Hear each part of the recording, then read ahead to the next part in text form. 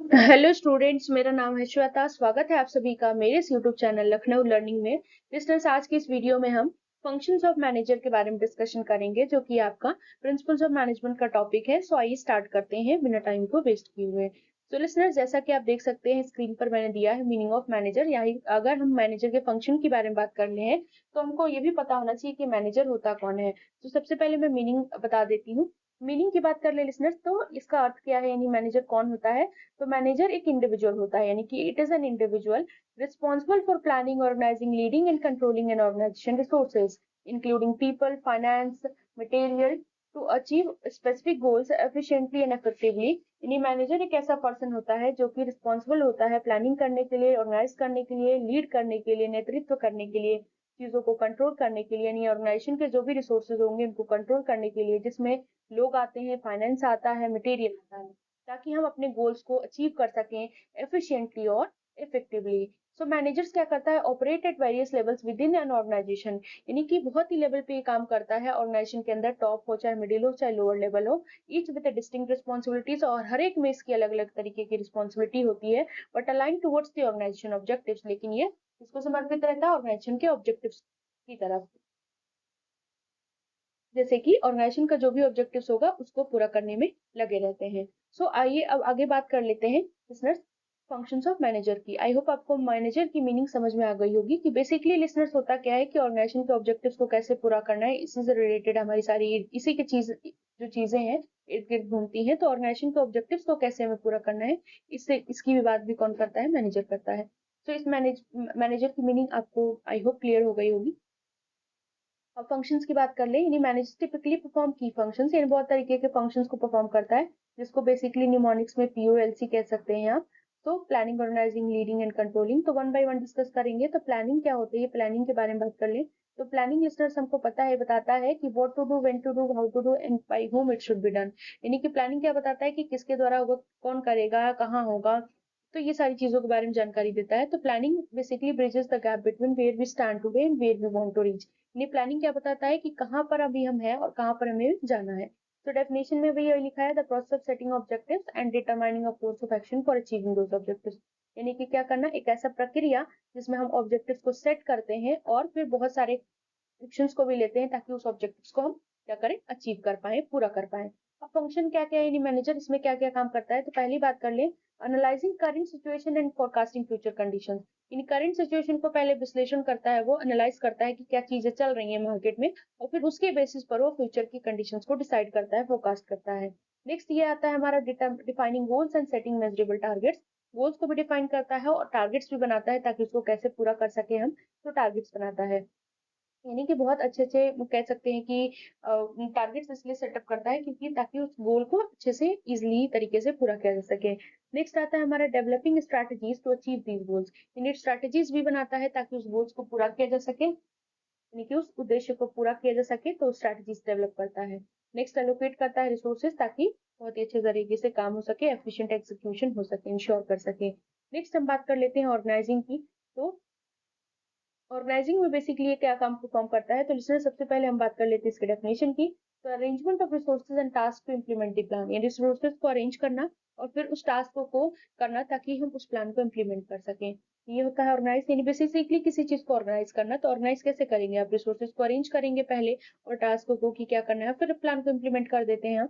Next आता है functions. Functions में क्या आता है listeners, determining what task need to be done and who will perform them. Determine करना किस टास्क को हमें करना है और कौन करेगा उस चीज को। नेक्स्ट आता है designing an organizational structure, hierarchy department, यानी ऑर्गेनाइजेशन के स्ट्रक्चर को डिजाइन करना, जैसे कि हायरार्की क्या होगी, कैसे जाएगी, सारी चीजें क्या होंगी, मैनेज कैसे होंगी, और डिपार्टमेंट कौन कौन से डिपार्टमेंट होंगे इसमें। Next allocating resources and assigning responsibilities, यानी कि रिसोर्सेज को बताना और रिस्पॉन्सिबिलिटीज देना कि आपको ये काम करना है। नेक्स्ट आता है establishing relationship between different roles and functions to ensure smooth work flow. ने रिलेशनशिप एस्टेब्लिश करना डिफरेंट रोल्स एंड फंक्शंस के बीच में, ताकि अच्छे तरीके से काम हमारा हो पाए।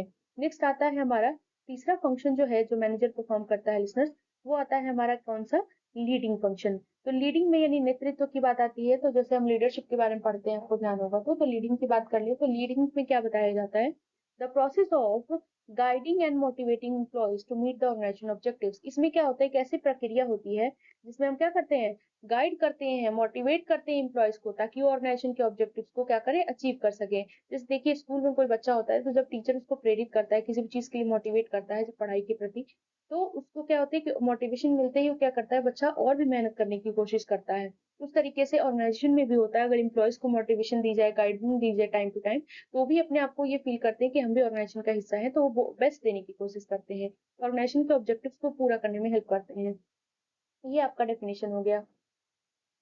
तो लिसनर्स, ये आई होप आपको डेफिनेशन समझ में आई हो। तो बेसिकली कहने का क्या मतलब है कि इसमें एम्प्लॉयज को मोटिवेट करना, ताकि क्या कर सकें, ऑर्गेनाइजेशन के प्रति अपना पूरा योगदान दे सकें। नेक्स्ट आता है हमारा फंक्शंस। फंक्शंस की बात करें तो पहला आता है communicating vision and goals clearly to team members, यानी कि कम्युनिकेट करना, और विजन एंड गोल्स हमें पता होना चाहिए टीम मेंबर्स को कि क्या उनको करना है। नेक्स्ट आता है हमारा इंस्पायरिंग एंड मोटिवेटिंग।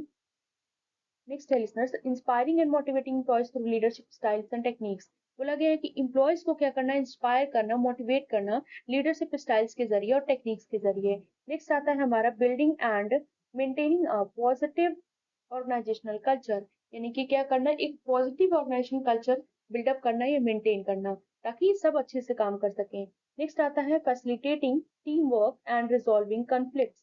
क्या कहने का मतलब है कि facilitating team work and resolving conflict. Listeners, अगर हम टीम वर्क करते हैं, यानी टीम में मिलकर के काम करते हैं, सब अपना बेस्ट देते हैं, तो काम अच्छे से हो जाता है, उसमें कॉन्फ्लिक्शंस की भावना भी नहीं आती है। अगर लड़ाई झगड़े होंगे, क्यूओस एंड कंफ्यूजन होंगे ऑर्गेनाइजेशन में, तो क्या होगा, डिले होगा हर चीज में, तो वो चीजें नहीं होनी चाहिए। नेक्स्ट आता है हमारा कंट्रोलिंग। कंट्रोलिंग यानी कि लास्ट फंक्शन कह सकते हैं मैनेजर का। वैसे तो बहुत सारे फंक्शंस हैं, last but not the least fourth point के बाद डिस्कस करेंगे कुछ एडिशनल फंक्शंस। देखिए जैसे कि मैं लाई हूँ, पहले हम फोर्थ पॉइंट डिस्कस कर ले कि कंट्रोलिंग फंक्शन मैनेजर ने इसमें क्या बताया है, यानी कि मैनेजर के कौन कौन से कार्य हैं। तो कंट्रोलिंग ये क्या क्या करता है, तो पहला आता है डेफिनेशन। डेफिनेशंस की बात कर ले, पहला आता है डेफिनेशन। तो डेफिनेशन ये है listeners, monitoring and evaluating progress to ensure the goals are met, यानी मॉनिटर करना और मूल्यांकन करना प्रोग्रेस को, ताकि गोल्स हमारा पूरा हो सके। नेक्स्ट आता है हमारा फंक्शंस। फंक्शंस की बात कर ले तो सबसे पहला है establishing performance standard and benchmarks. Performance standard को एस्टैब्लिश करना, बेंचमार्क्स को एस्टैब्लिश करना।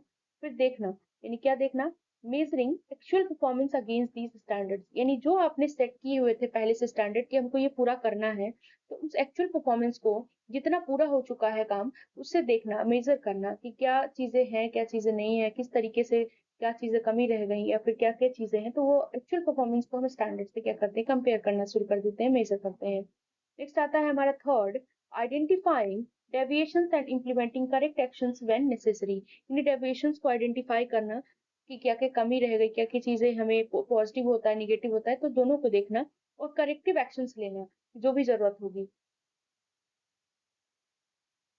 नेक्स्ट आता है reporting results to stock holders and adjusting plans as needed, यानी कि कहने का क्या मतलब है कि रिपोर्ट, जो आपका जो भी रिजल्ट्स आएगा उसको रिपोर्ट करना है स्टेक होल्डर्स को, और जो भी प्लान्स हैं, जरूरत है, उसको क्या करना, एडजस्ट करना।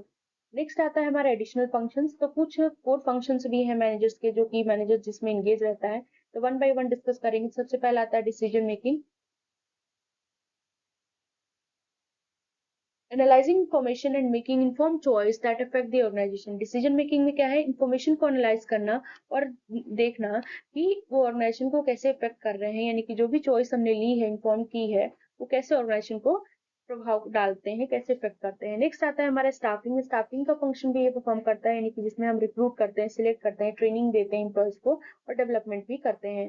तीसरा आता है कोऑर्डिनेटिंग। कोऑर्डिनेटिंग में क्या होता है, ensures all part of the organization works together effectively, देखिए ऑर्गेनाइजेशन के जितने काम है उनको एक साथ देखना, इंश्योर करना। नेक्स्ट आता है रिप्रेजेंटिंग। रिप्रेजेंटिंग में क्या होता है लिसनर्स, सो इसमें acting as a liaison between the organization and external entities such as stakeholders, clients, यानी कि इसमें हम लेजन की तरीके काम करते हैं ऑर्गेनाइजेशन के अंदर, और एक्सटर्नल एंटिटीज के तरीके जैसे स्टेक होल्डर्स होते हैं, क्लाइंट्स होते हैं। सो लिसनर्स, आई होप आपको ये वीडियो अच्छा लगा हो। आज के लिए बस इतना ही। वीडियो अच्छी लगे तो लाइक शेयर एंड सब्सक्राइब करना ना भूलिएगा, और वीडियो के लास्ट में जरूर बताएं, अपना रिव्यू जरूर दें, आपको ये वीडियो कैसा लगा। Thank you.